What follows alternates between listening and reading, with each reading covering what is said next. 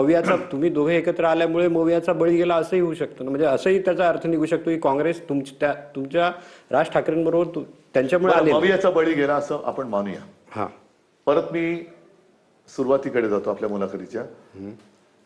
महायुतीमध्ये अजित पवार त्यांच्यावरती बोलतायत, गणेश नाईक त्यांच्यावरती बोलतायत. काल तर मेंढ्याच्या मिरवणुकीमध्ये 50 खोके एकदम ओकेच्या घोषणा भाजपच्या लोकांनी दिल्या. मग तेच एकमेकाच्या उरावर बसलेत ना. तसं तर आम्ही एकमेकाच्या उरावर नाही ना बसलो. हे भ्रष्टाचार म्हणजे आमचं काम हे आम्ही म्हणजे ते महायुती किती भ्रष्टपणे कारभार करते हे त्यांचेच मंत्री बोलतायत. आता तुम्ही दादाचा विषय काढला तर दादा तर तिकडे अजितदादा बोलले, तिकडे ते 2 राष्ट्रवादी एकत्र आहेत पुण्यात आणि पिंपरीत. दादा त्यांच्या विरोधात बोलताना असं बोलतात की 70,000 कोटींचा आरोप ज्यांनी केला त्यांच्याबरोबर मी सत्तेत आहे. मग तिकडे महेश लांडगे त्यांच्या विरोधात भाजपचे जसे बोलतात की यांनी 70,000 कोटींचा घोटाळा केला आणि हे भाजपात आले. हे सगळं आता म्हणजे ह्यालाच म्हणतात पारदर्शक कारभार.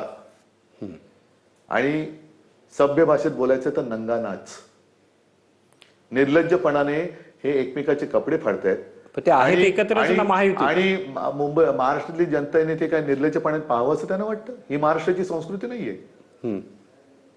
70,000 कोटीचा भ्रष्टाचाराचा आरोप एक तर तो खोटा असेल तर देवेंद्र फडणवीसांनी अजित पवारांची माफी मागितली पाहिजे.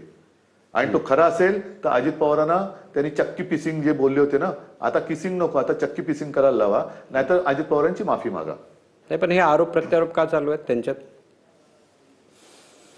ते मला वाटतं त्यांच्यात बहुतेक काहीतरी खेळीमेळीचं वातावरण असेल. सत्तेसाठी थोडी अजिबात नाहीये. जसे दोन भाऊ आम्ही एकत्र आलेलो सत्तेसाठी, तसे एक गंमत म्हणून जेवायला एकत्र आले असतील. असं काय करतात? पुणेरी मिसळ खायला एकत्र आले असतील. नाही, पण आता पुरणपोळ्या खायला एकत्र आले असतील, जिलेब्या खायला एकत्र आले असतील, आम्हाला काय माहिती. नाही, आता मागच्या वेळेस म्हणूनच मी म्हणतो ना, म्हणजे आम्ही दोघं आलो एकत्र तर सत्तेसाठी आलो आणि हे निर्लज्जपणा करून सगळे एकमेकाचे कपडे फाडून ओरबाडून गळ्यात गळे घालतात. हे कशासाठी घालताय? तुमचं असं म्हणणं आहे की ही नुरा कुस्ती आहे, म्हणजे खेळीमेळीची कुस्ती आहे, नंतर एकत्र होणार. हे सत्तेसाठी वाटेल ते. म्हणूनच ते मी परत परत म्हणतो ना, तो विकृत नगरसेवक त्यांनी केला तुषार आपटे. हा कोणाचा कार्यकर्ता आहे? बदलापूरमध्ये लाज लज्जा शरम सगळीकडे यांनी सोडले. त्या सेनेगर का कोण त्याला जामीन मिळतो. त्याच्यानंतर बलात्कारांचा हे सत्कार करतायत त्याला. त्यांनी तिथे भाजपचे नगरसेवक, ह्याच्यात बातमी आहे, बदलापूर शहरासह 2 चिमुकला हे का केलेलं आहे की त्यांनी सांगितले की भाजपचे नगरसेवक निवडून आणण्यासाठी या आपटेने मदत केली. त्यांनी पक्षाचे उमेदवार निवडून आणण्यासाठी महत्वाचे काम केले. त्यामुळे पक्षाचे काम करणाऱ्या एका कार्यकर्त्याला हे पद दिल्याचे घोरपडे यांनी सांगितले. आता जर अक्षय शिंदे जिवंत असता तर तो यांच्याबद्दल बोलला नसताच का? का त्याला मारला? अक्षय शिंदेला का मारला? ठीक आहे, मी पुन्हा त्याच मुद्द्यावर येतो, पुण्याच्या मुद्द्यावर, दादाच्या मुद्द्यावर. जर दादा त्यांच्याबरोबर नुरा कुस्ती खेळतायत, म्हणजे दादा त्यांच्याबरोबरच आहेत महायुतीत, जर असं असेल तर तुम्ही मागच्या वेळेस मी तुमची मुलाखत घेतली होती त्यावेळेस तुम्ही एक शपथ घेतली होती की जेही बीजेपीला प्रत्यक्ष वा अप्रत्यक्ष मदत करतील त्यांच्याबरोबर मी जाणार नाही. आता जर दादांबरोबर तिथे राष्ट्रवादी काँग्रेस आहे तर मग तुमच्याबरोबर ती इथे का आहे?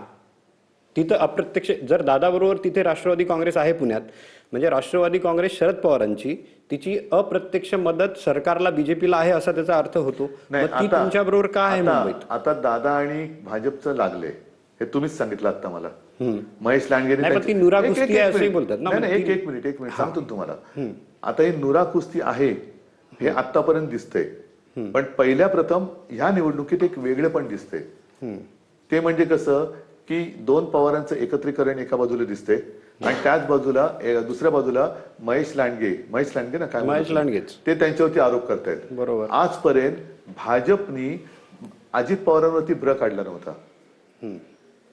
फडणवीस बोलतात मी सध्या काहीच बोलणार नाही. कोण बोललं? फडणवीस. मी सध्या काहीच बोलणार नाही. बरोबर आहे, त्यांच्या अंगलट आले आता. त्यांच्या अंगलट आले. म्हणून मी म्हटलं ना, एक तर 70,000 कोटीचे आरोप तुम्ही सिद्ध करा, नाही तर अजित पवारांची माफी मागा.